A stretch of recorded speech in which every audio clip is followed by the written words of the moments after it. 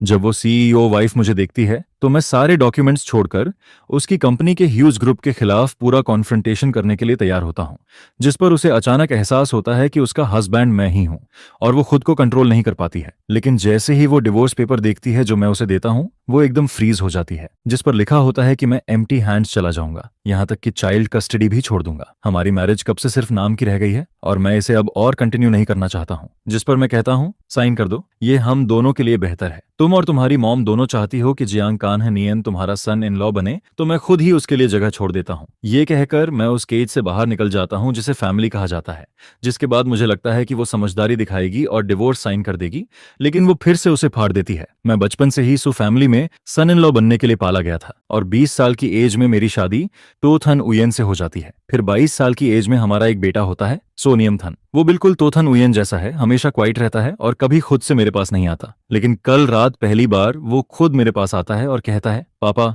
Jiang uncle मरने वाले हैं, उनकी लास्ट विश है कि वो मॉम से शादी करें, क्या आप मॉम से डिवोर्स कर सकते हो? जिस पर उस मोमेंट में मैं पूरी तरह टूट जाता हूँ और सोचता हूँ कि अब बस डिवोर्स ही सही है। सुबह ब्रेकफास्ट के समय मैं खुद तो थानह उयेन को डिवोर्स पेपर देता हूँ और कहता हूँ कि मैंने सारी रात बेटे की बातों के बारे में सोचा है। अगर उसे जियांग कान्ह नियन इतना पसंद है तो मैं कस्टडी भी छोड़ दूंगा। मैं एम्पटी हैंड्स चला जाऊंगा। एसेट्स तुम बच्चे के नाम कर देना, उसे ही सपोर्ट मान लेना। जिस पर तो थाना ह्वेन कॉफी कप रखकर ऊपर देखती है और कहती है, क्या तुम मुझसे बात कर रहे थे? मैं उसके कान में लगे ब्लूटूथ ईयरफोन को देखता हूं और समझ जाता हूं कि मेरी एक भी बात उसने नहीं सुनी, जिस पर मेरे अंदर एक हेल्पलेस फीलिंग उठती है, क्योंकि हर बार उससे बात करने पर मुझे यही इग्नोरेंस मिलता है। फिर मैं सीधे डिवोर्स पेपर के लास्ट पेज पर पलटता हूं और कहता हूं, साइन कर दो, ज्यादा टाइम नहीं लगेगा। जिस पर वो मुझे देखती है और पेपर खोलने ही वाली होती है। तभी हमारा बेटा दौड़ता हुआ आता है और कहता है, मॉम जल्दी चलो, जियांग अंकल इंतजार कर रहे हैं। जिस पर मैं उसका हाथ पकड़ लेता हूं और कहता हूं, पहले साइन करो।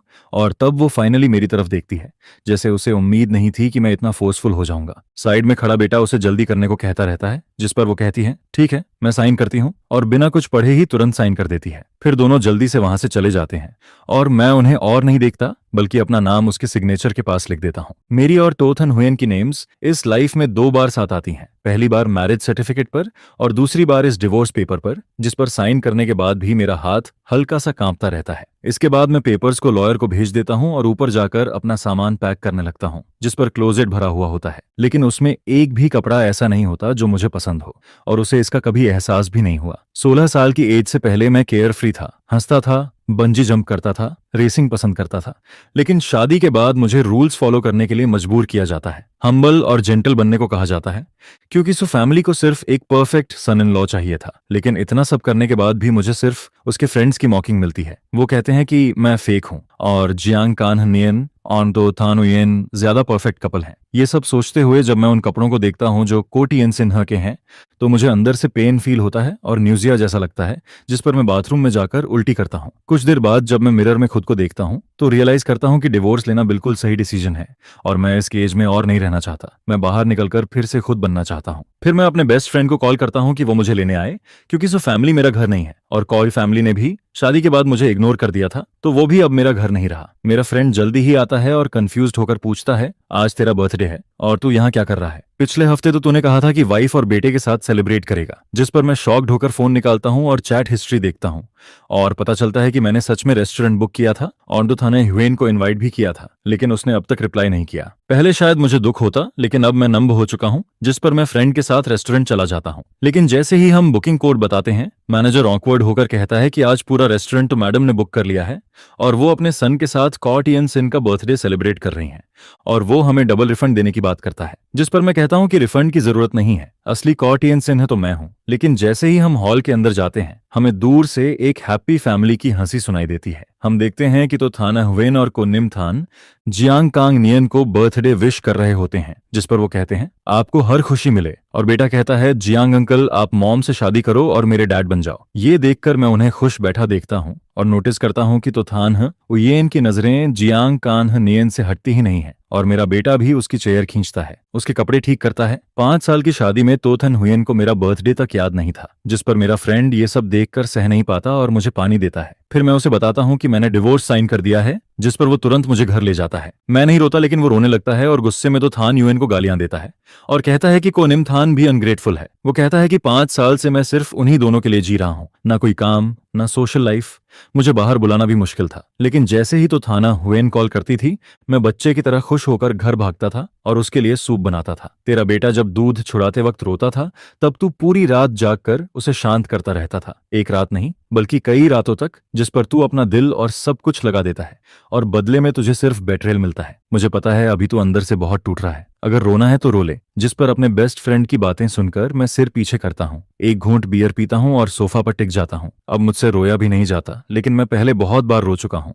जब तो माओ ने मुझे रूल्स सिखाने के लिए दबाया था, जब मैं तो थन हुएन से दिल की बात करता था और वो इग्नोर कर देती थी, और जब मैं रात 12 बजे तक उसका इंतजार करता था लेकिन वो घर नहीं आती थी, तब भी मैं टूटता था। और जब को निमथान को रात में फीवर आता है, मैं उसे संभालता हूँ, उसे कॉल करता हूँ, लेकिन वो फोन काट देती है। जिस पर मैं फिर भी उम्मीद करता रहता हूँ कि कभी तो वाइफ हस्बैंड जैसा रिलेशन होगा, एक केयरिंग फादर और लविंग फैमिली बनेगी। लेकिन उन्होंने कभी मेरी तरफ देखा तक नहीं। 5 साल बीत जाते हैं और मुझे बहुत पहले ही समझ जाना चाहिए था। इसके बाद नशे में मैं गहरी नींद में चला जाता हूँ और अगली सुबह अचानक तो थान यूएन का कॉल आता है, जिसकी आवाज अभी भी स्लीपी और भारी लगती है। जिस पर वो पूछती है, मेरा वो नेकलेस कहाँ है? मैं कैजुअली जवाब देता हूँ, ड्रेसिंग रूम के पहले ड्रॉर में है। फिर वो पूछती है, इयररिंग्स कहाँ हैं? जिस पर मैं कहता हूँ, उसके नीचे वाले ड्रॉर में है। ये सब बोलने के बाद अचानक मुझे रियलाइज होता है कि हम डिवोर्स लेने वाले हैं और मुझे अब ये सब करने की जरूरत नहीं है। जिस पर मैं उसे रिमाइंड करता हूँ कि मेड से साफ सफाई करवा लिया करे। आगे कुछ चाहिए हो तो उनसे पूछ लेना, क्योंकि हम जल्द ही डिवोर्स लेने वाले हैं और ऐसे कॉल करना ठीक नहीं है। ये सुनकर वो हल्का सा हंसती है और दूसरी तरफ ड्रॉर खोलने की आवाज आती है, जिस पर मुझे लगता है कि मैंने सब क्लियरली बोल दिया है और मैं कॉल काटने वाला होता हूँ। तभी वो ऑर्डर देती है कि दोपहर में सी फूड पॉरेज बनाकर कंपनी के ऑफिस भेज देना, और ये कहकर वो कॉल काट देती है। जिस पर मुझे साफ समझ आता है कि डिवोर्स की मेरी बात उसने बिल्कुल नहीं सुनी, और गुस्से में मेरे हाथ तक कांपने लगते हैं। जिस पर मैं तुरंत उसका नंबर ब्लॉक कर देता हूँ। इसके बाद सोचते हुए मैं को निमथान के स्कूल टीचर का नंबर भी ब्लॉक कर देता हूँ, लेकिन गलती से तो माओ को भी ब्लॉक कर देता हूँ। जिस पर जब मैं घर से बाहर निकलकर लंच के लिए जाता हूँ, वो मुझे रोककर जबरदस्ती कार में बैठा लेती है। फिर वो मेरे चेहरे पर फोटोज फेंकती है, जिसमें तो थान यूएन और जियांग कान्ह नियन की क्लोज फोटोज होती हैं, और गुस्से में कहती है कि मैंने उसे डिसअपॉइंट कर दिया। उसने मुझे 16 साल की एज से ट्रेन किया, लेकिन मैं अपनी वाइफ का दिल नहीं जीत पाया। फोटो के शार्प एज से मेरी गर्दन कट जाती है और खून निकलने लगता है। जिस पर मुझे याद आता है कि जब मुझे सन इन लॉ चुना गया था, तब लोग मेरी लक से जेलस होते थे, लेकिन असल में मैंने उसी दिन अपनी फ्रीडम खो दी थी। 16 साल की एज से मैं सिर्फ परफेक्ट कॉ टिएन सिन्ह बनने के लिए जीता हूँ। दबाव इतना था कि सांस लेना मुश्किल हो जाता है। जिस पर 12th में मैं जानबूझकर रिबेलियस बनता हूँ, रिलेशनशिप करता हूँ ताकि ये मैरिज टूट जाए। लेकिन तो थान यूएन कुछ नहीं कहती। भले ही हमारी शादी को 5 साल हुए हैं, लेकिन मैं 10 साल से कंट्रोल हो रहा हूँ और अब मैं और नहीं सह सकता। जिस पर मैं साफ कहता हूं कि हमने डिवोर्स साइन कर दिया है, मैं कस्टडी नहीं ले रहा और एम्प्टी हैंड्स जा रहा हूं। अगर आपको पसंद नहीं तो कोई और सन इन लॉ ढूंढ लीजिए। ये कहकर मैं कार से उतर जाता हूं। जिस पर तो माओ शॉकर्ड होकर एक पल रुकती है और फिर मेरा हाथ पकड़ लेती है, लेकिन मैं हंस पड़ता हूं और कहता हूं कि मुझे अब किसी चीज का डर नहीं है। सन इन लॉ बनना कभी मेरे लिए ऑनर नहीं था। फिर मैं अपनी स्लीव उठाता हूं और अपनी रिस्ट के पुराने स्कार्स दिखाता हूं, जिस पर वो डर कर मेरा हाथ छोड़ देती है, और मैं कहता हूं कि मैं कभी को टीएन सिन बनना नहीं चाहता था और 10 साल तक हर रात मैं चिल्लाता था कि कोई मुझे बचा ले, लेकिन अब मुझे समझ आता है कि मुझे खुद ही खुद को बचाना होगा। ये कहकर मैं कार से उतरता हूं। इस बार वो मुझे रोकती नहीं, लेकिन मेरे अंदर की बेचैनी अभी भी खत्म नहीं होती। जिस पर मैं अपनी रेड सुपर कार निकालता हूं और तेज स्पीड में ड्राइव करता हूं। लेकिन जैसे ही मैं क्रॉस रोड पार करता हूं, मेरी कार सामने से आ रही एक मर्सिडीज से टकरा जाती है, जिसका नंबर प्लेट फेमिलियर होता है, और वो तो थान यूएन की कार होती है। दूसरी कार से उसका असिस्टेंट उतरता है और मुझे देखकर शॉक्ड हो जाता है, क्योंकि सबको मेरी एक फिक्स्ड इमेज पता है कि मैं एक काम और सिंपल आदमी हूं। रेसिंग करना मेरे लिए अजीब लगता है। मैं कुछ एक्सप्लेन नहीं करता, बस इंश्योरेंस पेपर देता हूं और कहता हूं जितना डैमेज है बता देना, और सनग्लासेस पहनकर वहां से निकल जाता हूं। असिस्टेंट वापस जाकर तो थान यूएन को बताता है कि दूसरी कार मैं चला रहा था, जिस पर वो बस ठंडे अंदाज में कहती है, चलो, जैसे उसे कोई फर्क ही नहीं पड़ता। लेकिन 3 घंटे बाद हम फिर से मिलते हैं, जब वो अपने पार्टनर के साथ रेसिंग ट्रैक पर आती है, जहां एक red racing car first position जीतती है, और ड्राइवर जब उतरता है तो उसका टॉल और अट्रैक्टिव लुक सबका ध्यान खींचता है, जिस पर खुद तो थाना हुएन भी इम्प्रेस्ड हो जाती है। लेकिन जैसे ही वो हेलमेट हटाता है, असिस्टेंट शॉक्ड होकर कहता है, ये तो कॉ टिएन सिन्ह है। जिस पर तो थाना हुएन कुछ नहीं कहती, लेकिन आसपास की लड़कियों की नजरें उस पर देखकर वो हल्का सा अनकंफर्टेबल फील करती है, और मैं जब उसकी नजरों को नोटिस करता हूं, तब भी मैं उसकी तरफ नहीं देखता, क्योंकि सालों से जब भी हम कैजुअली मिलते हैं, वो मुझे ऐसे इग्नोर करती है जैसे मैं कोई स्ट्रेंजर हूँ। इसलिए जब रेसिंग इवेंट के ऑर्गेनाइजर्स हमें इंट्रोड्यूस करते हैं, मैं भी ऐसे बिहेव करता हूँ जैसे मैं तो थान उयन को जानता ही नहीं हूँ। जिस पर लोग कहते हैं कि तोटोंग से मिलकर अच्छा लगा, लेकिन वो हमेशा की तरह कोल्ड एक्सप्रेशन बनाए रखती है और माहौल ऑकवर्ड हो जाता है। तभी जियांग कान्हनियन की आवाज आती है, थान उयन, काम खत्म हुआ या नहीं? अगर हो गया हो तो चलो कंपनी में लंच करते हैं। जिस पर मैं पीछे मुड़कर देखता हूँ और उसे कार से उतरते हुए देखता हूँ। वो आते ही तो थाने ह्वेन की कमर पकड़ लेता है जैसे वहां कोई और है ही नहीं, और मुझे देखकर हल्की सी स्माइल भी देता है, जैसे उसे लगता है कि मैं उसका राइवल बनने के लायक भी नहीं हूँ। जिसके बाद वो दोनों वहां से चले जाते हैं और आसपास के लोग कहते हैं कि तोतोंग काम पर भी जियांग कान्हनियन को साथ रखती है। उनका रिलेशनशिप सच में बहुत स्ट्रांग है। जिस पर उसका असिस्टेंट मुझे अजीब नजरों से देखता है, जैसे सोच रहा हो कि दुनिया में मुझ जैसा यूजलेस आदमी भी होता है। मैं कुछ नहीं कहता और सीधा रेसिंग ट्रैक से निकल जाता हूँ और तुरंत लॉयर को कॉल करता हूँ कि डिवोर्स सर्टिफिकेट कब मिलेगा। जिस पर वो कहता है कुछ दिन और लगेंगे, और मैं सोचता हूँ कि 10 साल वेट कर चुका हूँ तो 7 दिन और सही। लेकिन मेरा माइंड अभी शांत ही हुआ था कि तो थाना ह्वेन के असिस्टेंट का कॉल आता है, जो पूछता है कि आप कब चीजें लेकर आएंगे, और बताता है कि स्कूल टीचर कह रही हैं आपका फोन रीचेबल नहीं है और बच्चे का हैंडमेड होमवर्क अभी तक नहीं पहुंचा। जिस पर मुझे याद आता है कि डिवोर्स की बात से पहले मैं मोबाइल में वीडियो देखकर उसके लिए नीडल और थ्रेड से हैंडमेड वर्क बना रहा था, और जब मैं घर से निकला था तब वो आधा ही बना था। मैं आसमान में उड़ते हुए फ्री क्लाउड्स को देखता हूँ और सीधे कह देता हूँ कि सी फूड पॉरेज अब नहीं मिलेगा और आगे से मैं कुछ भी नहीं लाऊंगा, और कौन इम थान के बारे में भी अब मैं कुछ नहीं संभालूंगा, इसलिए मुझे कांटेक्ट मत करना। और ये कहकर मैं असिस्टेंट का नंबर भी ब्लॉक कर देता हूँ। दूसरी तरफ असिस्टेंट परेशान होकर तो थान यूएन को बताता है कि मैंने कॉल काट दिया और अब कांटेक्ट नहीं हो रहा, शायद मैंने उसे ब्लॉक कर दिया है। जिस पर वो खुद फोन निकालकर मुझे मैसेज भेजती है, तुम क्या कर रहे हो? लेकिन अगले ही मोमेंट रेड नोटिफिकेशन आता है कि वो अब मेरी फ्रेंड लिस्ट में नहीं है, पहले रिक्वेस्ट भेजनी होगी। जिस पर असिस्टेंट चैट हिस्ट्री देखता है और नोटिस करता है कि लास्ट मैसेज भी 1 हफ्ते पुराना है। फिर वो कैजुअली कहता है कि जांग चनयन और सर का बर्थडे एक ही दिन है, यानी कल सर का भी बर्थडे था, क्या गिफ्ट नहीं देना चाहिए? जिस पर तोथन उयन बिना इंटरेस्ट के कहती है, ध्यान नहीं दिया। असिस्टेंट को यह जवाब सुनकर भी हैरानी नहीं होती, क्योंकि चैट हिस्ट्री में वो कभी रिप्लाई नहीं करती।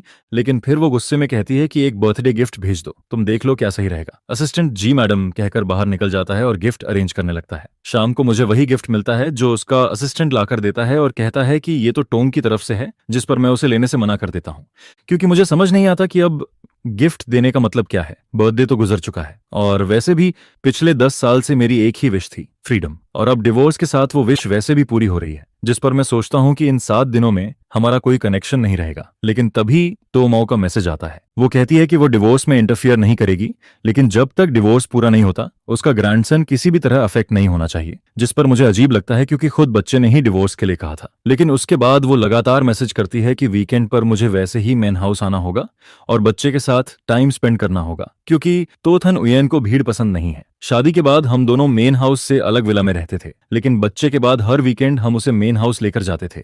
और आज शुक्रवार है, जिस पर नॉर्मली मैं ही स्कूल से उसे लेने जाता हूँ, तो थाना उयन हमेशा बिजी रहती है, रात 10 बजे से पहले घर नहीं आती। लेकिन इस बार जब मैं मेन हाउस पहुंचता हूँ वो पहले से वहां होती है। मैं उसे इग्नोर करता हूँ और सीधे ऊपर जाने लगता हूँ, लेकिन वो मुझे रोककर पूछती है, बर्थडे गिफ्ट पसंद आया? मैं उसे देखता हूँ और समझ जाता हूँ कि उसे ये भी नहीं पता कि मैंने गिफ्ट एक्सेप्ट ही नहीं किया। लेकिन ये भी कोई नई बात नहीं है, क्योंकि वो मुझे हमेशा इग्नोर करती है। मैं ज्यादा बात नहीं करना चाहता और बस हल्का सा सिर हिला देता हूँ। लेकिन तभी वो ऑर्डर देती है कि कोनिम थान जियांग कान्हनियन के लिए प्रोटेक्शन चार्म बना रहा है, तुम जाकर उसे पूरा करने में हेल्प करो। ये सुनकर मुझे अंदर से झटका लगता है। क्या बर्थडे गिफ्ट के साथ ये कंडीशन भी आती है? जिस पर मैं बिना कुछ बोले उसे इग्नोर करता हूँ और ऊपर चला जाता हूँ। वो पीछे से बस देखती रहती है और कुछ नहीं कहती। ऊपर जाकर मैं देखता हूँ कि कोनिम थान डेस्क पर बैठा है और नाइफ से बहुत ध्यान से कार्विंग कर रहा है, और उसके सामने एक ऑलरेडी बना हुआ चार्म रखा होता है जिसे वो कॉपी कर रहा होता है। मेरे कदमों की आवाज सुनकर वो ऊपर देखता है, लेकिन तुरंत उस फिनिश्ड चार्म को उठा लेता है और कहता है, ये मॉम ने जियांग अंकल के लिए बनाया है, आप इसे मत लेना। जिस पर मेरा दिल जोर से दर्द करता है। जिस बच्चे को मैंने अपनी लाइफ से ज्यादा इंपॉर्टेंस दी वो आज मुझे चोर समझ रहा है। जिस पर मैं उसे देखता हूँ और उसके चेहरे में तो थाना उयन की झलक साफ दिखती है और अंदर से एक कड़वाहट उठती है। मैं धीरे से कहता हूँ, तुम्हें मुझसे डरने की जरूरत नहीं है। मैंने कभी किसी का कुछ लेने की कोशिश नहीं की, और वैसे भी मैं और तुम्हारी मॉम जल्द ही डिवोर्स लेने वाले हैं और बहुत जल्द जियांग अंकल तुम्हारे नए डैड बन जाएंगे। कोई यंतोजो, तुम एक बच्चे के सामने इस तरह उल्टा सीधा बोलते हो, जिस पर क्या तुम अभी भी एक अच्छे फादर हो? यह शायद सबसे लंबी बात है जो तो थाना उयेन ने मुझसे कही है। जिस पर मैं मुड़कर उसके ठंडे चेहरे को सीधा देखता है, हल्का सा मुस्कुराता है। हाँ, मैं ही बुरा हूँ, जिस पर तुम इसके लिए कोई अच्छा फादर ढूंढ लो। यह कहकर जैसे ही मैं दरवाजे की तरफ बढ़ता है, तभी कॉ येंटू और तो थाना हुएन आगे आकर मेरा हाथ पकड़ लेते हैं, जिसकी आवाज अचानक भारी होकर वार्निंग जैसी लगती है। लेकिन तभी अचानक को निमथान का फोन घड़ी बज उठता है, जिसे सुनकर वह खुश होकर बोलता है, माँ, अंकल जियांग वीडियो कॉल कर रहे हैं। जिस पर अगले ही पल तो थाना हुएन मेरा हाथ छोड़ देती है और मैं उसे फोन उठाने जाते हुए देखता है, जिसका चेहरा जो अभी तक ठंडा था अब मुस्कुराने लगता है। यह देखकर मुझे अचानक सब बेकार सा फील होता है, जिस पर बिना कुछ बोले मैं गेस्ट रूम में लौट जाता है और दरवाजा बंद कर देता है। कमरा काफी पुराना है, जबकि जून का महीना है, फिर भी मुझे ऐसा फील होता है जैसे मैं किसी ठंडी जमीन के नीचे दफन कॉफिन में लेटा हूँ। लेकिन इसी बीच एक अजीब सी फेमिलियर शांति भी महसूस होती है। इसके बाद जब से मैंने तो थाने हुएन को डिवोर्स पेपर्स दिए थे, तब से मैंने अपने अंदर सब कुछ टूटने का माइंडसेट बना लिया था। उस रात सपना काफी कैओटिक था, लेकिन अगले दिन भी मेरी बॉडी क्लॉक मुझे सुबह 5 बजे जगा देती है। पहले इसी वक्त मैं उठकर तो थाने हुएन और उसके बेटे के लिए ब्रेकफास्ट तैयार करता था, जिस पर मैं अपनी भौहें सिकोड़ता है और तो मदर की धमकी याद करके नीचे जाने का फैसला करता है। लेकिन नीचे आकर पता चलता है कि तोथन हेनोथन हुएन और कोनियमथन सुबह ही बाहर जा चुके थे। सुना है कि वो जांग का नियन के साथ सनराइज देखने गए हैं, जिस पर मुझे यह सब बेहद मजाकिया लगता है। जो भी समझदार है वो देख सकता है कि उस बच्चे को मेरी कोई जरूरत ही नहीं है, फिर भी तो मदर मुझे जबरदस्ती घर बुलाती है, जिस पर मैं बस सोचता है कि इस वीकेंड को समहाउ सहन करना है। इसके बाद मेरा बेस्ट फ्रेंड मुझे कॉलेज लेकर जाता है, बोलता है कि मूड ठीक करने के लिए कुछ खूबसूरत लड़कियों के साथ टाइम बिताते हैं। वहां की 18 साल की लड़कियां उन लोगों को खुश करना अच्छे से जानती है, जो हर दिन भैया, अरे सुनो ना बोलकर इमोशनल वैल्यू देती रहती है। कुछ दिन उनके साथ घूमने के बाद मेरा मूड सच में काफी बेहतर हो गया था, जिस पर मेरा दोस्त मुझे चिढ़ाते हुए कहता है, क्या हुआ, मैंने तुझे दुनिया दिखाई, अब समझ आया ना ये लड़कियां कितनी अमेजिंग हैं? क्या अब भी तो थाना हुएन जैसी बूढ़ी औरत से प्यार करता है?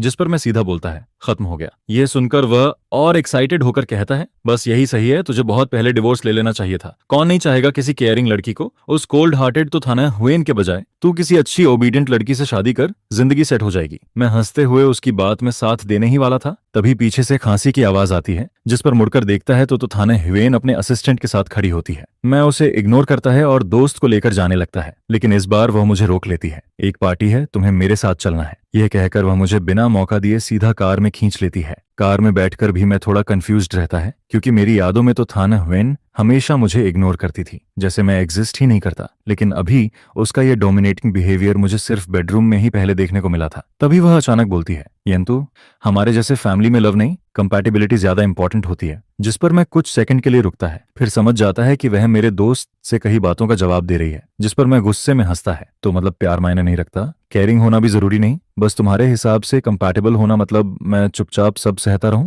ये सुनकर तोथन हुएन कुछ सेकंड मुझे देखती रही, लेकिन कुछ नहीं बोलती है, जिस पर अब मैं उसके इमोशन समझने की कोशिश भी नहीं करता। इसके बाद जब हम क्लब पहुंचते हैं, तब पता चलता है कि यह सिर्फ उसके दोस्तों की गैदरिंग है। पहले वह मुझे कभी ऐसी जगह नहीं लाई थी, और सच कहूं तो मुझे उसके दोस्त बिल्कुल पसंद नहीं आते, क्योंकि वो हमेशा मुझे नीचा दिखाते हैं, पपेट कहते हैं। इसलिए पूरे टाइम मैं बस चुपचाप बैठकर थोड़ा शराब पीता है और बाद में थोड़ा नशा होने पर वॉशरूम चला जाता है। जैसे ही मैं बाहर निकलता हूँ, पीछे से कोई पूछता है, आज तुम्हारा हस्बैंड ना मुस्कुरा रहा है ना तुम्हारी सुन रहा है, क्या बात है? जिस पर दूसरा कहता है, बाहर तो सब कह रहे हैं कि तुम लोग डिवोर्स लेने वाले हो। जिस पर तो थाना हुएन सीधा बोलती है, किसने कहा मैं डिवोर्स लेना चाहती हूँ? एक बार शादी हो गई तो मेरा हस्बैंड जिंदगी भर को यंतु ही रहेगा। ये सुनकर सब हैरान हो जाते हैं। जिस पर एक दोस्त कहता है, तुम सीरियस हो? लेकिन वह बस उसे देखती है, कुछ नहीं बोलती है। फिर वही दोस्त कहता है, याद है जियांग डायरेक्टर की वाइफ? उसने भी अपने हस्बैंड को इग्नोर किया था, कंपनी में भी आने नहीं दिया और आज तक उसे वापस नहीं पा सकी। अगर तुमको येंतु के साथ रहना चाहती हो तो थोड़ा ध्यान रखना सीखो, वरना तुम्हारा भी वही हाल होगा। जिस पर वह बस ठंडे लहजे में कहती है, वह ऐसा नहीं करेगा। उसी समय वॉशरूम में मुझे लॉयर का मैसेज मिलता है, मिस्टर कॉयंटूर, आपका डिवोर्स सर्टिफिकेट तैयार है, आप कभी भी आकर ले सकते हैं। यह सुनते ही मैं तुरंत टैक्सी लेकर लॉयर ऑफिस पहुंचता हूं और उस सर्टिफिकेट को बार बार देखता रहता हूं, क्योंकि आखिरकार आज मैं इस नरक जैसे तो फैमिली से आजाद हो गया हूं। इसके बाद बाहर निकलते ही मेरा दोस्त सेलिब्रेशन के लिए मुझे एक स्ट्रीट फूड मार्केट में ले जाता है, जहां मिल्क टी, बीबीक्यू, आइसक्रीम सब कुछ मिलता है। जिस पर वह बोलता है, जो खाना है खा। खाने की खुशबू और धुएं के बीच मैं पहली बार जिंदगी का टेस्ट महसूस करता है और उस रात हम बियर पीते हैं, जोर जोर से हंसते हैं और आखिर में मेरी हंसी आंसुओं में बदल जाती है, क्योंकि 10 साल का दबाव आखिर खत्म हो गया था, शायद बहुत दिनों से दबा हुआ था, जिस पर मैं अपने बेटे को निमथान का नंबर ब्लैकलिस्ट से निकालकर उसे कॉल करता हूँ। फोन कनेक्ट होते ही मैं आंखों में आंसू लेकर बोलता है, को निमथान, चाहे तुम मुझे पसंद करो या नहीं, मैं तुम्हारा रियल फादर हूँ।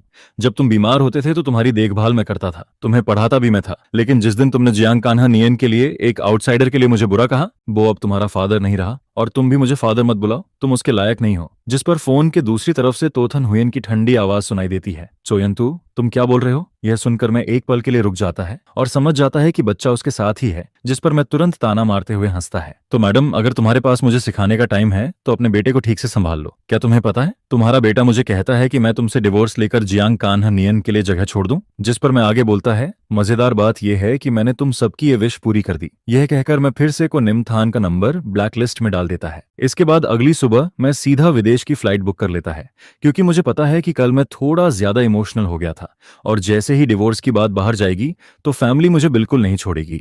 शायद मुझे मजबूर करके घुटनों पर झुका दे और तोथन हुयेन से फिर शादी करने को बोले, या किसी दूसरी रिच फैमिली में मेरी शादी फिक्स करने की कोशिश करे। जिस पर मैं फैसला करता है कि मुझे इस शहर से भागना होगा और कभी वापस नहीं आना है। दोस्तों से गुड बाय बोलकर मैं अपना सामान पैक करता है और घर से बाहर निकलता है, लेकिन जैसे ही दरवाजे पर पहुंचता है, सामने तो थाना हुयेन की कार खड़ी दिखती है, जिसमें से वह को निमथान के साथ उतरकर मेरी तरफ आती है। जिस पर वह बच्चे से कहती है, को निमथान, अपने फादर से सॉरी बोलो। यह सुनकर बच्चा अपना छोटा सा चेहरा नीचे करता है, कपड़े पकड़कर धीरे से बोलता है, पापा सॉरी, मैंने आपको डांटा, मैंने गलत कहा कि आप और माँ डिवोर्स ले लो, मुझे माफ कर दो। जिस पर मैं शांत होकर बोलता है, सॉरी की जरूरत नहीं है, जो कुछ छोड़ना था मैं सब छोड़ चुका हूँ, अब कुछ भी बाकी नहीं है। लेकिन जैसे ही मैं यह बोलता है तो थाना हुयेन खुद बोल पड़ती है, मैंने को निमथान को अच्छे से नहीं सिखाया, इसमें मेरी भी गलती है। यह सुनकर मैं थोड़ा चौंक जाता है, क्योंकि मैंने कभी उसे खुद से सॉरी बोलते नहीं देखा था।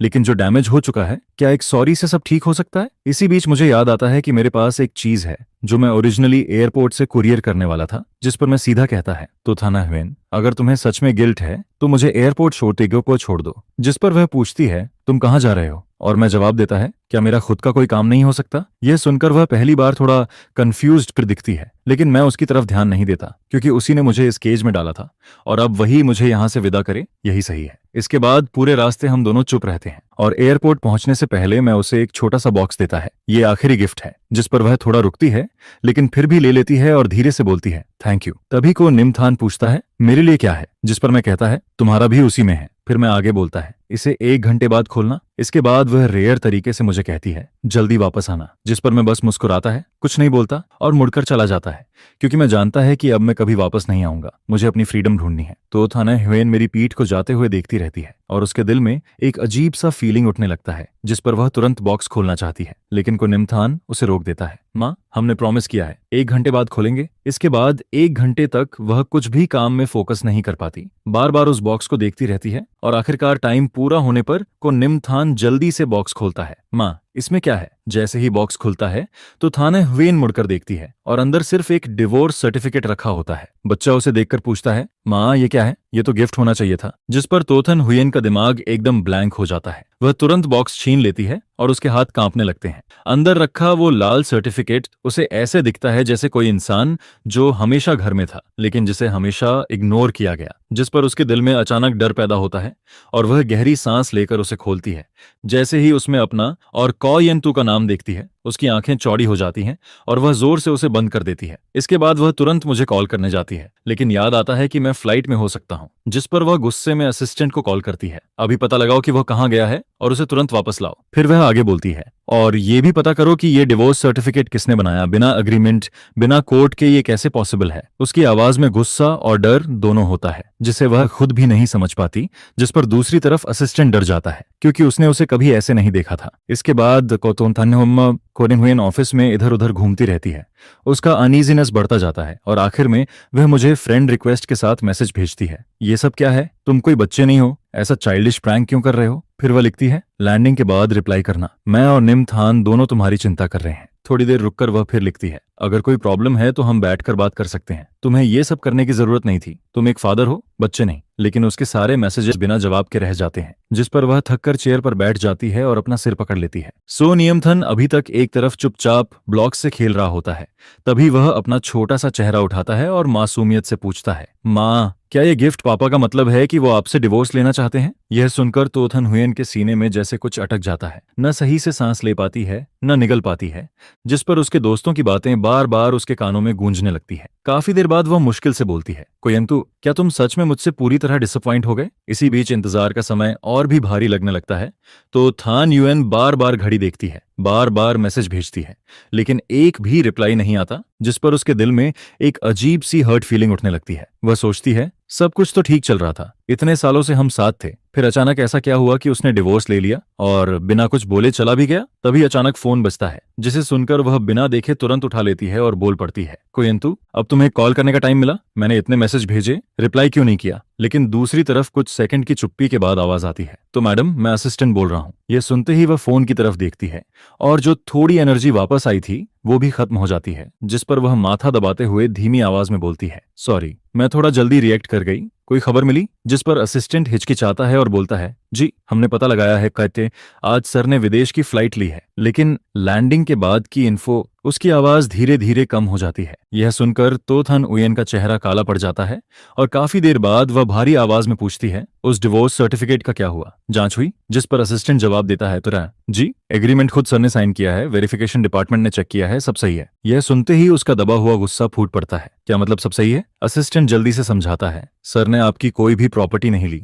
जॉइंट एसेट्स भी उन्होंने अपने हिस्से से सबको निमथान के नाम कर दिए और इसे चाइल्ड सपोर्ट बताया है, उन्होंने कस्टडी भी नहीं मांगी। यह सुनकर असिस्टेंट खुद भी घबरा जाता है, क्योंकि उसने कभी इतना क्लीन डिवोर्स नहीं देखा था, जहां कोई कुछ भी न ले, बस चुपचाप चला जाए। उधर तोथन हुयन फोन काट देती है, हाथ में फोन पकड़े काफी देर तक बैठी रहती है, समझ नहीं पाती कि जो शादी इतनी स्टेबल लग रही थी वो अचानक टूट कैसे गई। जिस पर वह धीरे से खुद से पूछती है, कोई तो तुम्हें आखिर किस बात की डिससैटिस्फैक्शन थी? तभी स्टडी रूम का दरवाजा थोड़ा खुलता है और निमथान अंदर आता है। उसके पैरों से लिपटकर एक्साइटेड होकर बोलता है, माँ, मैंने अंकल जियांग से पूछा, डिवोर्स का मतलब है मुझे नया पापा मिलेगा, तो आप जल्दी अंकल जियांग से शादी कर लो, मैं उन्हें नया फादर बनाना चाहता हूँ। यह सुनकर तोथन हुयन को यह बात बहुत चुभती है और पहली बार वह गुस्से में बोलती है, तुम्हें क्या पता, आगे से ऐसी बात मत कहना, तुम्हारा सिर्फ एक ही फादर है, कोई नया नहीं। जिस पर बच्चा डर जाता है और रोते हुए बोलता है, मुझे नया फादर चाहिए, मुझे वो पुराने वाले नहीं चाहिए, वो तो बस नैनी जैसे है। यह सुनकर तो थाना हुयन का गुस्सा और बढ़ जाता है।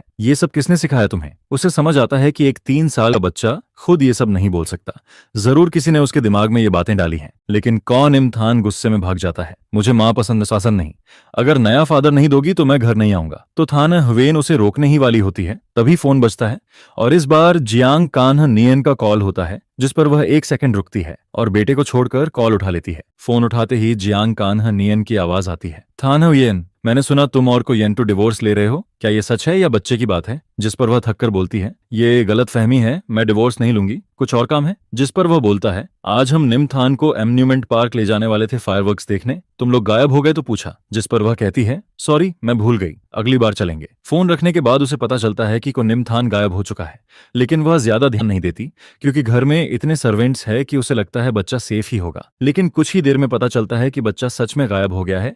सीसीटीवी में सिर्फ इतना दिखता है कि वह अकेला बाहर चला गया। यह देखकर तोथन उयन पूरी सिटी में उसे ढूंढने लगती है, लेकिन कहीं भी उसका पता नहीं चलता। जिस पर वह बार बार मुझे कॉल करती है, लेकिन हर बार सिर्फ यही सुनाई देता है, the number you are calling is switched off. आखिर में मजबूर होकर वह मेरे दोस्त का नंबर निकलवाती है और कॉल करती है, हेलो, मैं तो थान युएन बोल रही हूँ, क्या कोयेंटू ने तुमसे कांटेक्ट किया? अगर हाँ तो उसे बोलो तुरंत मुझसे बात करे, क्योंकि उसके डिवोर्स की वजह से निमथान गायब हो गया है। अगर उसमें एक फादर की भी जिम्मेदारी बची है तो उसे तुरंत वापस आना होगा। लेकिन वो अभी अपनी बात पूरी भी नहीं करती, जिस पर मेरा फ्रेंड अचानक से इम्पेशेंट होकर उसे बीच में ही लाउडली इंटरप्ट कर देता है, रुक रुक रुक, बच्चा गायब हुआ है तो जाकर पुलिस को रिपोर्ट कर। येंटू को ढूंढने से क्या फायदा है? क्या वो उस बच्चे से टेलीपैथी से जुड़ी हुई है, जो अभी वापस आते ही उसका एग्जैक्ट लोकेशन ट्रैक कर लेगी और तुरंत टेलीपोर्ट होकर उस अनग्रेटफुल बच्चे के पास पहुंच जाएगी? और फिर वो ये भी बोलती है कि डिवोर्स की वजह से बच्चा गायब हुआ, जिसे सुनकर वो तुरंत पलटकर कहता है कि ये डिवोर्स तुम्हारी ही मजबूरी से हुआ था ना, और वैसे भी डिवोर्स होना सही ही था, क्योंकि तुम और वो अनग्रेटफुल बच्चा दोनों ही अच्छे नहीं हो। इसके बाद फोन अचानक कट हो जाता है, लेकिन उसी पल फिर से रिंग होने लगता है, जिस पर पता चलता है कि कॉल जियांग कान नियन का है। तो थान हुएन जल्दी से कॉल उठाती है, लेकिन बस इतना ही सुन पाती है कि कोई निम थान को किडनैप करने की कोशिश कर रहा है, उसे छोड़ दो, केयरफुल रहो। जिस पर अचानक कॉल कट हो जाता है। यह सुनते ही तो थान हुएन तुरंत लोगों को जियांग कान नियन के फोन सिग्नल को ट्रैक करने के लिए भेज देती है, और फिर जब वो लोग लोकेशन पर पहुंचते हैं तो देखते हैं कि जियांग कान्ह नियन और को निम थान दोनों ही अनकॉन्शियस पड़े होते हैं। हाईवे के किनारे ढलान पर जियांग कान्ह नियन के शरीर पर कई स्क्रैचेस होते हैं। उसका हाल बहुत बुरा लग रहा होता है, लेकिन वो फिर भी को निम थान को अपनी बाहों में कसकर प्रोटेक्ट किए होता है, और बच्चे को बस चेहरे पर थोड़ा सा डर्ट लगा होता है, बाकी उसे कोई इंजरी नहीं होती, जिसे देखकर वहां मौजूद हर इंसान इमोशनल हो जाता है। जिस पर तोथन उयन के हाथ जो साइड में ढीले पड़े होते हैं वो धीरे से टाइटन होते हैं और फिर ढीले पड़ जाते हैं, और वो सबसे पहले दोनों को एम्बुलेंस में भेज देती है।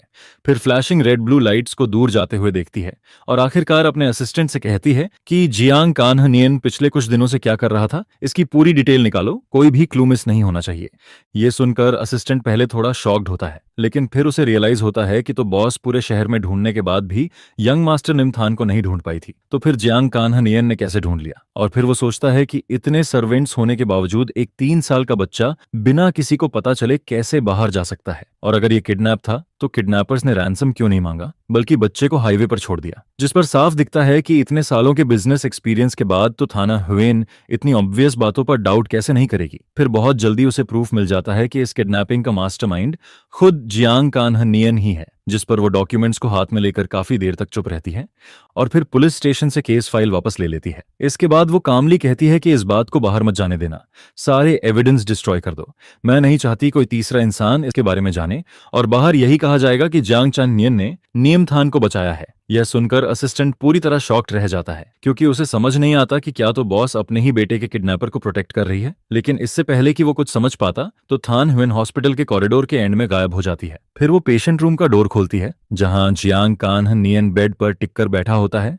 उसका चेहरा पैल लग रहा होता है, जिसे देखकर वो हल्का सा फ्रॉन करती है, और उसकी नजरों में सस्पिशन नजर आता है। जिस पर जियांग कान्ह नियन हल्की खांसी के साथ वीक आवाज में पूछता है कि नियम थान कैसा है, वो ठीक तो है ना, वो अभी इतना छोटा है, ये सब उसके लिए बहुत बड़ा ट्रॉमा हो सकता है।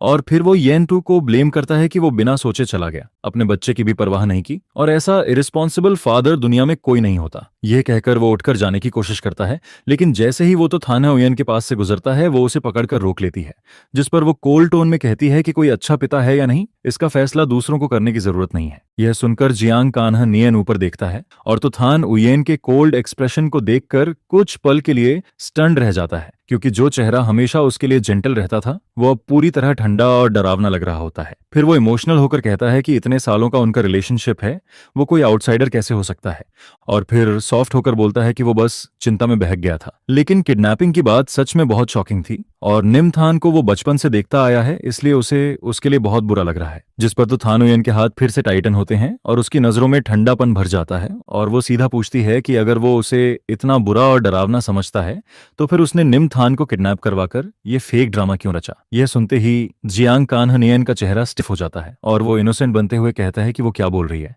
लेकिन तो थान उयन कुछ एक्सप्लेन नहीं करती, बस उसकी नजरों में डिसअपॉइंटमेंट साफ दिखती है, और वो कहती है कि प्रूफ वो ऑलरेडी डिस्ट्रॉय कर चुकी है, और अब वो उसके सामने या येन टू के सामने कभी ना आए। इसके बाद वो कहती है कि वो उसे एब्रॉड भेज देगी और उसकी फ्यूचर लाइफ भी सेटल कर देगी, लेकिन वो वापस कभी ना आए। यह कहकर वो जाने लगती है, लेकिन जियांग कान्ह नियन पीछे से उसे पकड़ लेता है और कहता है कि उसे मत छोड़ो, अगर उसने कुछ गलत किया है तो वो बदल सकता है, क्योंकि इतने सालों से वो साथ हैं। लेकिन तो थाना हुएन बिल्कुल भी अफेक्ट नहीं होती, और उसका हाथ पकड़कर उसे हटाने लगती है, जिस पर वो पैनिक होकर कहता है कि उससे शादी कर लो। फिर वो जस्टिफाई करता है कि वो बस जल्दी में था, और वो सिर्फ उस इंसान से शादी करना चाहता है जिससे वो प्यार करता है, और वो ये भी कहता है कि वो नियम थान को भी अपनाएगा। यह सुनकर तोथन उयन उसका हाथ झटक देती है और कोल्ड आइज से कहती है कि जिसे वो प्यार करता है वो तो उसकी डेड सिस्टर होनी चाहिए थी। जिस पर वो तुरंत कहता है कि वो हमेशा उसी से प्यार करता था, क्योंकि इतने सालों से वही उसके साथ थी, उसका ख्याल रखती थी, उसके बर्थडे तक याद रखती थी, और उसे कॉल करते ही सामने आ जाती थी। यह सुनते ही अचानक तो थाना हुएन के अंदर कुछ टूटता है, और वो पीछे हटती है और कहती है कि उसने जो भी किया वो सिर्फ अपनी सिस्टर की लास्ट विश की पूरी करने के लिए किया, और उसका उसके लिए कोई रोमांटिक फीलिंग नहीं है। और शादी का तो सवाल ही नहीं उठता। इसके बाद वो कहती है कि आज ही उसके अब्रॉड जाने का अरेंजमेंट हो जाएगा और उसे तुरंत निकल जाना चाहिए, और फिर बिना पीछे देखे रूम से बाहर चली जाती है। और फिर सीन शिफ्ट होता है फिनलैंड में, जहां मैं इन सब से पूरी तरह अनजान होता हूं और मुझे रेजिडेंस परमिट मिल चुका होता है और मैं लोकल यूनिवर्सिटी में एडमिशन के लिए अप्लाई करता हूं ताकि अपना सपना पूरा कर सकूं और एक डिप्लोमेटिक ट्रांसलेटर बन सकूं। इसके बाद एडमिशन से पहले मैं अपनी सेविंग्स से एक छोटा सा हाउस खरीदता हूं, जिसके बारे में कहा जाता है कि वहां विंटर में ऑरोरा भी दिखता है, जिसे सोचकर मैं एक्साइटेड फील करता हूं और अपने इंडिपेंडेंट लाइफ को लेकर काफी होपफुल रहता हूं, क्योंकि अब मैं अपने टाइम को खुद कंट्रोल कर सकता हूं। मैं खुद फिनिश लैंग्वेज सीखता हूं, जिसके साथ साथ जर्मन, जापानीज और स्पेनिश भी सीखता रहता हूं। और फिर यूनिवर्सिटी के सेकंड ईयर में मैं इंटरनेशनल स्टूडेंट्स के लिए स्पेशल ट्रेनिंग प्रोग्राम में सेलेक्ट हो जाता हूं, जिस पर मेरी लाइफ स्टडी और वर्क के बीच लगातार बिजी रहती है। इसके बाद मैं रेयरली ही अपने पास्ट को याद करता हूं, एंड थान युएन के साथ मेरी शादी जैसे एक दूर की याद बन जाती है।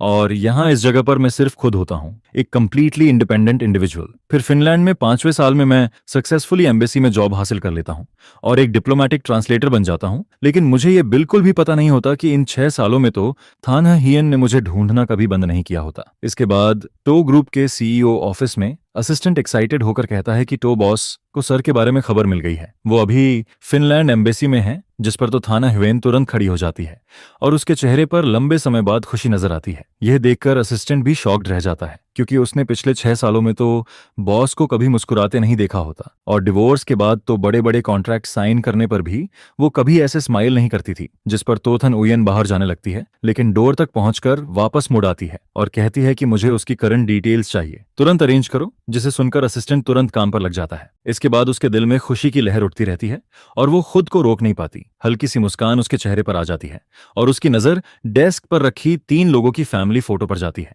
जहां वो उसकी तस्वीर को हल्के से छूती है और धीरे से कहती है कि वो गलतफहमी जरूर खत्म करेगी और उसे वापस अपने पास लाएगी। दूसरी तरफ मैं कभी ये जानने की कोशिश नहीं करता कि तोथन उयन और को नियम थान अब कैसे हैं, क्योंकि मेरे हिसाब से शायद उन्हें वो हस्बैंड और फादर मिल गया होगा जो वो चाहते थे। इसके बाद मेरी daily life international conferences attend करने और डॉक्यूमेंट्स ट्रांसलेट करने में गुजरती है और मेरी लाइफ बिजी होने के साथ साथ स्टेबल भी रहती है। फिर एक दिन मेरे लीडर मुझे चाइनीज लैंग्वेज में एक न्यू एनर्जी प्रोजेक्ट फाइल देता है और वो फाइल मेरे सामने रखते हुए कहता है कि यंटू, हमारे डिपार्टमेंट में तुम्हारी वर्किंग एबिलिटी सबसे बेस्ट है और ये project Finland trade promotion bureau के लिए बहुत इंपॉर्टेंट है, इसलिए तुम इसे जल्दी कंप्लीट करो। जिस पर मैं थिक प्रोजेक्ट फाइल को देखकर कॉन्फिडेंट स्माइल करता हूं और कहता हूं कि सर आप टेंशन मत लीजिए, मैं इसे जरूर कंप्लीट कर दूंगा। लेकिन जैसे ही मैं फाइल खोलता हूं, मुझे पता चलता है कि ये तो ग्रुप का प्रोजेक्ट है। यह देखते ही टोथन हियन की फेमिलियर इमेज मेरे दिमाग में फिर से आ जाती है, जिस पर मैं डीप सांस लेकर खुद को काम करता हूं और सोचता हूं कि उनका प्रोजेक्ट पूरी दुनिया में फैला हुआ है, तो फिनलैंड में आना कोई बड़ी बात नहीं है, शायद ये सिर्फ कोइंसिडेंस हो। इसके बाद मैं लगातार कई रातों तक जागकर प्रोजेक्ट ट्रांसलेट करता हूं और फिर कंप्लीटेड फाइल लेकर बॉस के ऑफिस का डोर नॉक करता हूं, जिस पर वो कुछ पेजेस देखकर बार बार सिर हिलाता है और मेरी तारीफ करता है कि मैं सच में टैलेंटेड हूं। लेकिन मैं उसके नेचर को जानता हूं कि जब वो ज्यादा तारीफ करता है तो जरूर कुछ काम निकलने वाला होता है। फिर भी अच्छी बातें सुनकर अच्छा लगता है, क्योंकि कई कोलेग्स इसी में फंस जाते हैं, जिस पर मैं सीधे बोल देता हूं कि सर सीधे काम बताइए, ज्यादा प्राइज मत कीजिए, नहीं तो मेरा कॉन्फिडेंस आसमान छूने लगेगा। यह सुनकर वो कहता है कि तो ग्रुप जल्द ही फिनलैंड आने वाला है एनर्जी प्रोजेक्ट इंस्पेक्शन के लिए और फिनलैंड साइड भी इसे बहुत सीरियसली ले रहा है। फिर वो कहता है कि इस बार डिप्लोमेटिक ट्रांसलेशन का काम मैंने तुम्हें असाइन किया है और साथ ही कैजुअली बोलता है कि लाइफ में बैलेंस भी जरूरी है और तुम अभी सिंगल हो ना, एंड दो ग्रुप का रिप्रेजेंटेटिव एक यंग टैलेंटेड पर्सन है, तो तुम दोनों को इंटरेक्ट करना चाहिए। यह सुनकर मेरे दिल में अचानक झटका सा लगता है और मैं सोचने लगता हूं कि क्या वो तो थाना उयेन ही होगी, लेकिन फिर खुद को समझाता हूं कि ऐसा कोइंसिडेंस शायद नहीं होगा। इसके बाद जब टो ग्रुप का रिप्रेजेंटेटिव फिनलैंड पहुंचता है तो बॉस मुझे एयरपोर्ट लेकर जाता है और रास्ते में कहता है कि फिनलैंड साइड ने उनके लिए डिनर अरेंज किया है और ज्यादा फॉर्मल होने की जरूरत नहीं है, तुम आराम से ट्रांसलेशन करना। फिर वो कहता है कि वो मुझे टो ग्रुप के रिप्रेजेंटेटिव से मिलवाएगा और जैसे ही वो ये बात खत्म करता है वो मेरे पीछे किसी को हाथ हिलाकर बुलाता है और कहता है कि टो बॉस यहाँ है, जिस पर वो मुझे पकड़कर उसके सामने ले आता है और उस वक्त मैं पूरी तरह स्टन रह जाता हूँ, क्योंकि 6 साल बाद भी उसके ऊपर टाइम का कोई असर नहीं दिखता और वो पहले की तरह ही काम और साइलेंट लगती है। फिर बॉस मुझे आगे बढ़ाता है और मैं स्माइल के साथ इंट्रोड्यूस करता हूं कि ये फिनलैंड एम्बेसी के ट्रांसलेशन डिपार्टमेंट से येंटू हैं और ये इस ट्रिप में आपका ट्रांसलेशन हैंडल करेंगे। इसके बाद वो मजाक में कहता है कि हमारे येंटू सिर्फ हैंडसम ही नहीं है बल्कि 5 लैंग्वेजेस भी जानता है, जिस पर तो थान हुयेन मुझे लगातार देखती रहती है। उसकी आंखों में क्यूरियोसिटी और कुछ कॉम्प्लिकेटेड इमोशन नजर आता है। मैं पॉलिटली हाथ बढ़ाता हूं और फॉर्मल टोन में कहता हूं कि तो बॉस आपसे मिलकर खुशी हुई, जिस पर वो कुछ सेकंड्स तक मुझे देखती रहती है और फिर धीरे से हाथ मिलाती है। लेकिन मैं जल्दी से हैंडशेक खत्म करना चाहता हूं, तभी वो मेरा हाथ पकड़कर छोड़ती नहीं है, जिस पर मैं 2 बार हाथ छुड़ाने की कोशिश करता हूं और फिर हल्का सा फ्राउन करके पूछता हूं कि तो बॉस इसका क्या मतलब है। यह देखकर साइड में खड़े लीडर सिचुएशन समझ जाता है और मजाक में कहता है कि हमारे ट्रांसलेटर का चार्म ऐसा है कि कोई भी इंप्रेस हो जाए, शायद तो बॉस भी एक्सेप्शन नहीं है। जिस पर तो थन हुयेन की आंखें थोड़ी डार्क हो जाती हैं और वो हल्का सा ऑकवर्ड स्माइल देती है और फिर मेरा हाथ छोड़ देती है। इसके बाद डिनर शुरू हो जाता है और मैं उस पर ज्यादा ध्यान नहीं देता क्योंकि मेरे लिए ये सिर्फ फॉर्मल इंटरेक्शन है और वो यहाँ मेरे लिए नहीं आई है। फिर मैं खुद को संभाल कर उसके पास बैठ जाता हूँ और कामली हर सेंटेंस ट्रांसलेट करता रहता हूँ, जिस पर वो एलिगेंट पोस्चर में बैठी होती है और ध्यान से सुनते वक्त हल्का सा चेहरा मेरी तरफ मोड़ती है। यह देखकर मैं एक पल के लिए रुक जाता हूँ क्योंकि हमारी शादी के 5 सालों में उसने कभी मुझे इतने ध्यान से नहीं सुना था, जिस पर मेरे अंदर हल्का सा दर्द उठता है। लेकिन वो उसके लिए नहीं बल्कि खुद के लिए होता है, क्योंकि उन सालों में मेरा बॉडी तो फैमिली के सन इन लॉ के लेबल के नीचे जैसे कैद रहता है और मेरी सोल अपनी फ्रीडम खो चुकी होती है, जिस पर अब आखिरकार मैं उससे बाहर निकल आता हूँ। तभी तो थाना हुयेन की आवाज फिर से सुनाई देती है और वो फिनलैंड के टैक्स सिस्टम और लेबर लॉ के बारे में पूछती रहती है। उसकी आवाज धीमी और स्टेडी होती है और हर सेंटेंस के बाद वो चुपचाप मुझे देखती रहती है।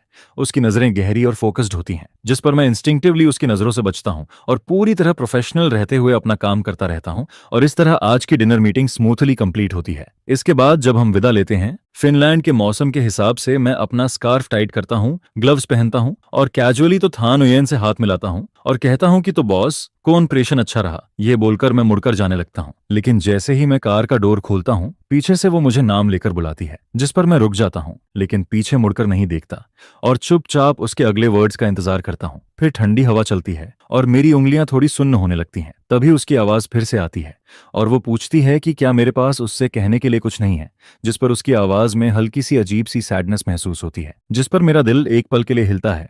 लेकिन मैं खुद को समझाता हूं कि ये सिर्फ फिनलैंड की ठंडी रात की वजह है और मैं कामली कहता हूं कि तो बॉस, डिनर में जो ट्रांसलेशन था वो मैं पूरा कर चुका हूं और बाकी बातों के लिए मेरे पास कुछ भी कहने को नहीं है। लेकिन वो मुझे ऐसे जाने नहीं देना चाहती और उसकी यूजुअल काम वॉइस में थोड़ा अर्जेंसी आ जाता है और वो कहती है कि येंतु, तुमने उस समय बिना बताए डिवोर्स कर लिया। क्या तुमने नियम थान की फीलिंग्स के बारे में भी नहीं सोचा? और अब 6 साल हो गए, वो 9 साल का हो चुका है, क्या तुम्हें उसकी याद नहीं आती? यह सुनकर मैं मुड़ता हूं और बिना एक्सप्रेशन बदले हल्की सी स्माइल के साथ कहता हूं कि एक ऐसा बच्चा जो अपने फादर की सैक्रिफाइस को इग्नोर करता है, उसे याद करने लायक क्या है? और फिर सार्कास्टिकली बोलता हूं कि अब तो शायद वो बहुत खुश होगा क्योंकि उसे नया फादर मिल गया होगा। जिस पर बर्फ के कण तो थाना हुयेन के कंधे पर गिरते रहते हैं और वो मुझे कंफ्यूजिंग नजरों से देखती है। फिर धीरे से साई लेकर मेरी तरफ बढ़ती है और रेयर सॉफ्ट टोन में कहती है कि निम थान ने कभी भी तुम्हारी सैक्रिफाइस इग्नोर नहीं की। वो बस छोटा था और उसे प्यार जताना नहीं आता था। और फिर वो कहती है कि उसका कोई नया फादर नहीं है, उसका फादर सिर्फ तुम ही हो सकते हो। जिस पर मैं उसके चेहरे को देखता हूं और अंदर से हल्की सी हंसी आती है। फिर मैं कामली कहता हूं कि किसी को प्यार करना उम्र पर डिपेंड नहीं करता और तुम और को निम थान जियांग कान्ह नियन के बर्थडे याद रखते थे, उसके लिए गिफ्ट्स बनाते थे, तो तुम दोनों को प्यार करना आता है, बस तुम लोग मुझसे प्यार नहीं करते थे। इसके बाद मैं कार के सहारे टिककर उसे देखता हूं और सोचता हूं कि अगर मैं अभी भी उसका हस्बैंड होता तो क्या वो मेरे सामने ऐसे खड़ी होकर मुझे इतना कुछ बोलने देती? फिर मैं खुद पर हल्का सा हंसता हूं, जिस पर वो पूछती है कि मैं क्यों हंस रहा हूं, लेकिन मैं उसकी नजरों की परवाह नहीं करता और कहता हूं कि अगर कुछ फनी लगे तो हंसना नॉर्मल है। फिर मैं साफ कहता हूं कि चाहे हमारा डिवोर्स हुआ हो या नहीं, हम दोनों के बीच ऐसा रिलेशन नहीं है कि हम पास्ट को याद करें और तुम्हें मेरे बारे में बहुत कम पता है और मुझे भी तुम्हारे साथ जुड़ी चीजों को याद करने में कोई इंटरेस्ट नहीं है। यह कहकर मैं उसकी हेजिटेशन को इग्नोर करता हूं और कार में बैठकर वहां से निकल जाता हूं। इसके बाद घर पहुंचकर मैं शावर लेता हूं और बेड पर लेटते ही एक्सट्रीम टायर्डनेस फील करता हूं और जल्दी ही सो जाता हूँ। लेकिन रात में अचानक नेबर के डॉग के जोर जोर से भौंकने की आवाज आती है, जिस पर मेरी नींद खुल जाती है और मैं डीप ब्रेथ लेकर खुद को काम करता हूँ। फिर जैकेट पहनकर विंडो के पास जाता हूँ और वहां मैं देखता हूँ कि तोथान हुएन अभी भी वही ब्लैक ड्रेस पहनकर मेरे घर के बाहर खड़ी होती है, जिसे देखकर मुझे समझ नहीं आता कि उसे मेरा एड्रेस कैसे मिला। फिनलैंड की सर्द रात में टेम्परेचर माइनस में होता है और उसके कपड़ों को देखकर लगता है कि अगर वो पूरी रात बाहर रही तो सुबह तक वो आइस स्टैचू बन जाएगी, जिस पर चाहे मुझे समझ नहीं आता कि वो क्या चाहती है।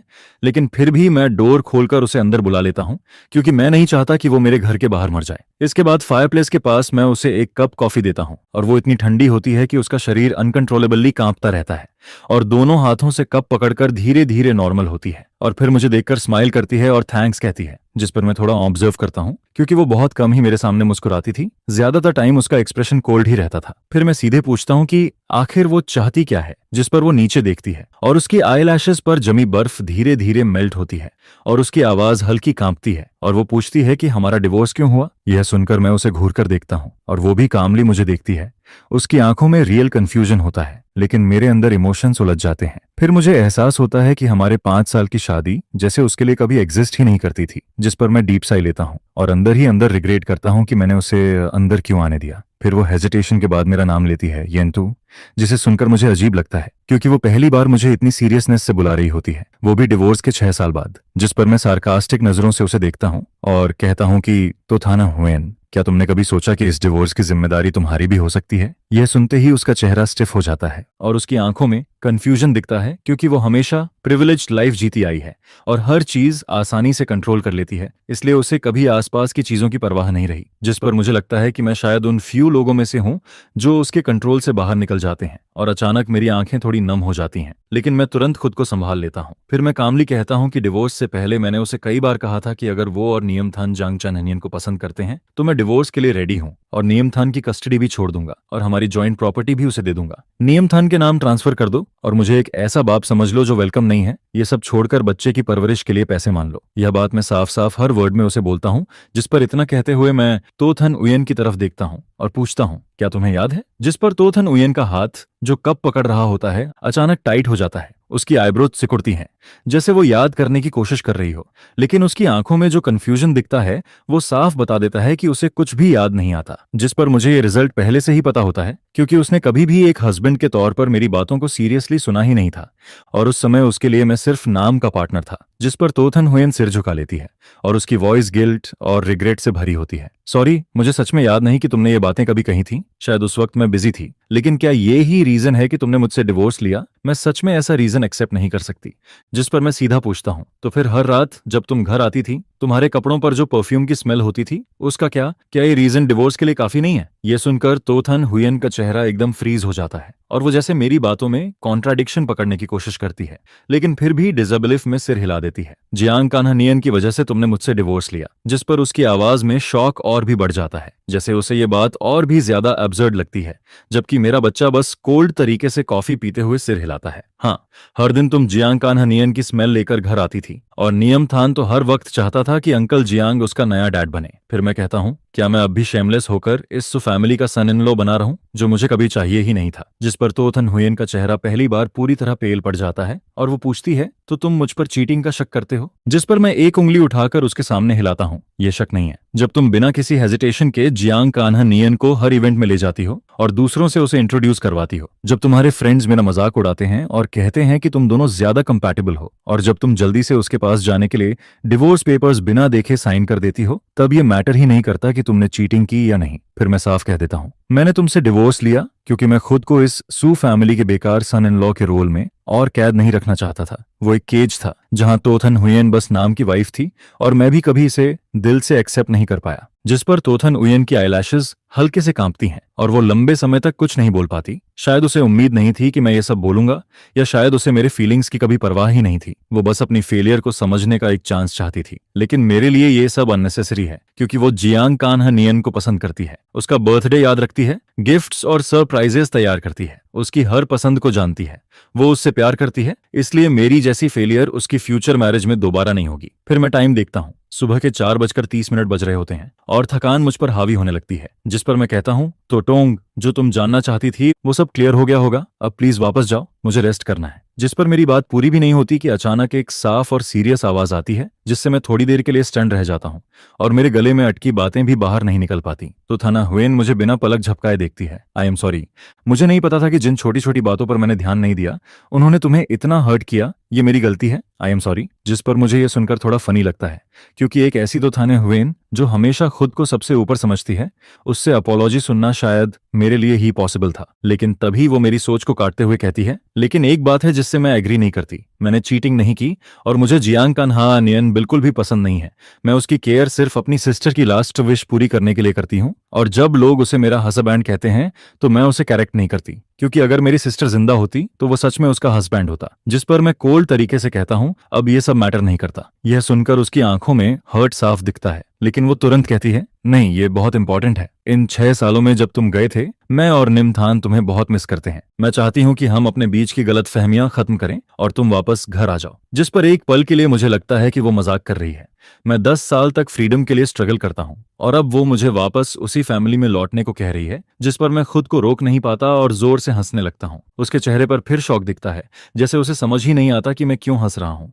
जिस पर मैं अपनी आंखों के कोने से आंसू पोंछता हूँ, डीप सांस लेकर खुद को काम करता हूँ और कहता हूँ, तो थानुयन, क्या तुम मजाक कर रही हो? मैंने मुश्किल से तुमसे डिवोर्स लिया है, अब मेरी अपनी करियर है, तो मैं क्यों वापस आऊं और आकर करूंगा क्या? फिर मैं आगे बोलता हूँ, क्या फिर से एक नैनी की तरह तुम्हारे लिए भागता रहूं, रोज तुम्हारी कंपनी में जाकर तुम्हें कोई बेवकूफी भरा सी फूड पॉरेज देकर खुश करूं? अगर तुम्हें अपनी सिस्टर की लास्ट विश पूरी करनी है तो जियांग कान्ह नियन का ध्यान रखो। मुझे इसमें घसीटने की जरूरत नहीं है, क्योंकि मैं ना तुम्हारी सिस्टर का कर्जदार हूं, न जियांग कान्हा नियन का, और ना ही तुम्हारा। जिस पर वो कुछ और कहना चाहती है, लेकिन मैं दरवाजे तक पहुंच जाता हूं और उसे जोर से खोल देता हूं। ठंडी हवा और बर्फ अंदर आने लगती है और मैं कहता हूं, बाहर निकलो, मुझे दूसरी बार कहने पर मजबूर मत करो। जिस पर आखिरकार तोथन हुएन वहां से चली जाती है और मैं बिस्तर पर गिरता हूं, लेकिन थकान के बावजूद भी मुझे नींद नहीं आती। मैं पूरी रात जागता रहता हूं। फिर सुबह खुद को संभाल कर मिनिस्ट्री ऑफ फॉरेन अफेयर्स में अपने ट्रांसलेशन के काम पर जाता हूं, लेकिन ऑफिस पहुंचते ही मैं अपने बॉस को सामने खड़ा देखता हूं, जो धीरे से कहता है, येंत्सु, भले ही तुमने यहां ज्यादा समय नहीं बिताया, लेकिन तुम्हारा वर्क एटीट्यूड बहुत अच्छा है और तुम्हारी एबिलिटी भी स्ट्रांग है। इस बार सु ग्रुप फिनलैंड में न्यू एनर्जी प्रोजेक्ट शुरू करना चाहता है, जो दोनों देशों के रिलेशन के लिए फायदेमंद है। जिस पर वो आगे बताता है, फिनलैंड के लीडर्स इस मौके पर तो टोंग के साथ हमारे देश आकर इंस्पेक्शन करना चाहते हैं और अभी एक अकॉम्पेनिंग ट्रांसलेटर की कमी है। मैंने तुम्हारा नाम रिकमेंड किया है। इस बार तुम हमारे मिनिस्ट्री की तरफ से रिप्रेजेंट करते हुए वापस देश जाओगे। तुम विदेश गए हुए भी लगभग 6 साल हो चुके हैं। इस मौके पर फैमिली से मिलकर आ जाओ। यह सुनकर मैं मुस्कुराते हुए सुनता हूँ, लेकिन अंदर ही अंदर मेरा मन जोर से चिल्लाता रहता है। जिस पर मैं सोचता हूँ कि ये सब तो थाना उयेन की वजह से हुआ है। वो आते ही इतनी सारी प्रॉब्लम्स खड़ी कर देती है, जिसके बाद मजबूरी में मैं हल्की मुस्कान के साथ खड़ा हो जाता हूँ। मैडम, आप टेंशन मत लीजिए, मैं टास्क जरूर कंप्लीट करूंगा। यह बोलकर उसी दोपहर मैं तो थान यूएन और इंस्पेक्शन टीम के साथ प्राइवेट जेट से वापस देश लौटने लगता हूँ। जिस पर पता नहीं किसने सीटिंग अरेंज की होती है कि मेरे और तो थान ह्यूएन के बीच सिर्फ एक आर्मरेस्ट का डिस्टेंस होता है। जिस पर मैं थकान में अपनी आंखों को दबाता हूँ और मुंह फेर लेता हूँ, उसकी तरफ देखना भी नहीं चाहता।